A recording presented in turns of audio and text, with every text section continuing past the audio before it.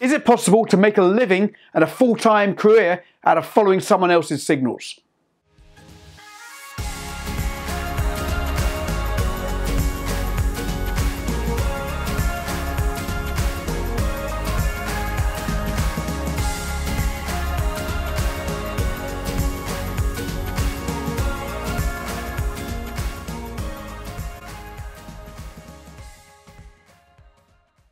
So what an interesting topic this is. Can you make a living by following someone else's trade signals? Very important, certainly for us anyway, because we work for ForexSignals.com.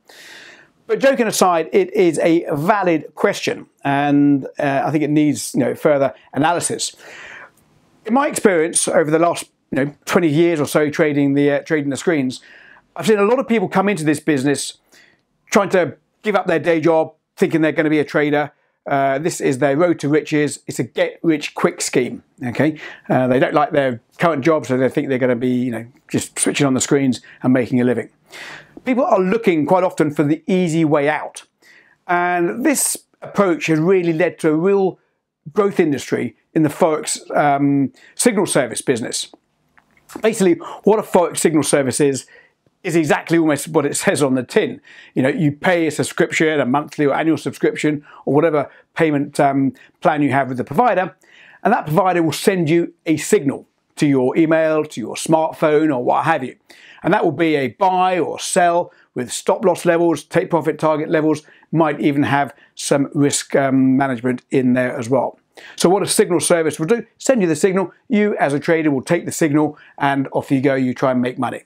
You've read on the tin that this strategy makes 20% in the course of the year, so you think that is great. Well, unfortunately, I don't think it's really as easy as that, and I think you need to put some more analysis into the signal service, and we'll talk about that a bit more in a moment. But there are certain advantages by following a signal service, and the first advantage is learning to trade itself is not an easy task. It's not something that you can do overnight.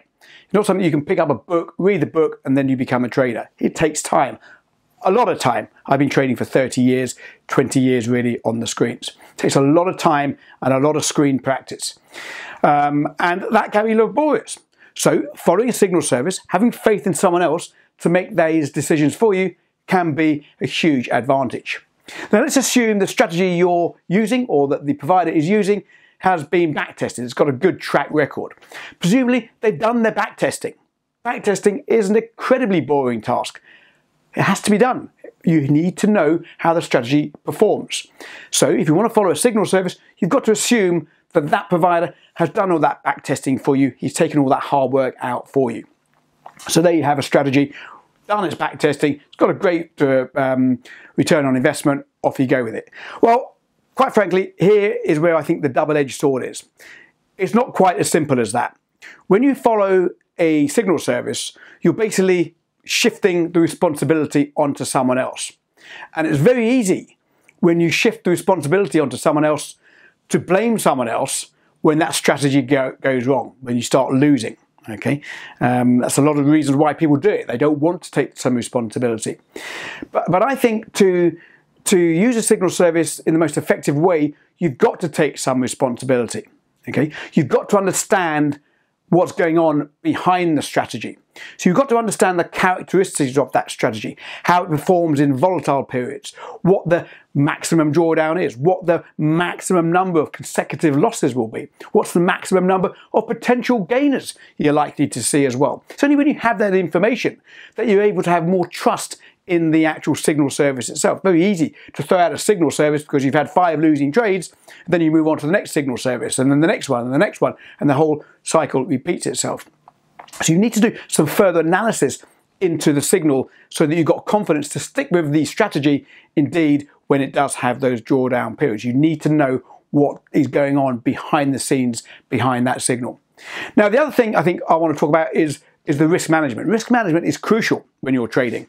And lots of these signal services that you see, they don't really include the risk management, the big picture. They might say only risk 1% on the trade, but they're not looking at the big picture in terms of your trading plan, where you want to be in a month's time, 6 months' time, a year's time, and 2 years' time. They're just basically a quick profit, and that's what they're basing themselves on. To become a successful making a living out of trading, you've got to have a plan, you've got to have a strategy in terms of risk to take you forward. And a lot of these strategies, these signal services don't provide that for you.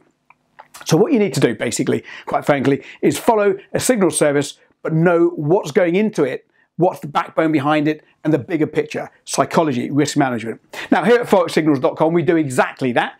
We provide signals, of course. We also provide the education behind the strategy. We teach you why we're taking such trades. We teach you the thought process, what's going on behind the strategy. We talk to you about how to backtest, how to analyze a strategy, how to actually see if this is credible going forward. What's the expectancy? That basically means what you can expect from that strategy, how many losses you could potentially have on the bounce, how many potential winners you can have on the bounce.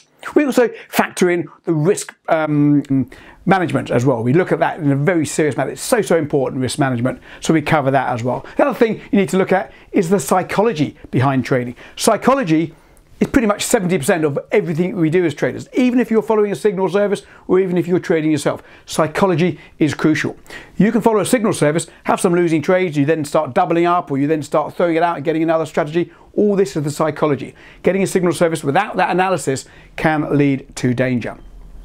So I think it's fair to say there is a space for a signal service, but you've got to look into it in the big picture. You've got to look into it as part of your trading plan. Sure, it takes some hard work away, but you've got to put a little bit more work into it. Believe me, there's no signal service out there that you can plug in, follow religiously to give up your day job, but there's certainly a space for it.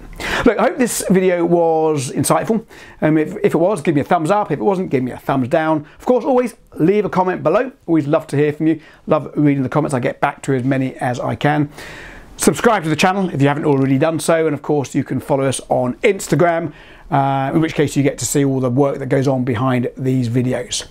Thanks again for listening. Until the next video, good luck.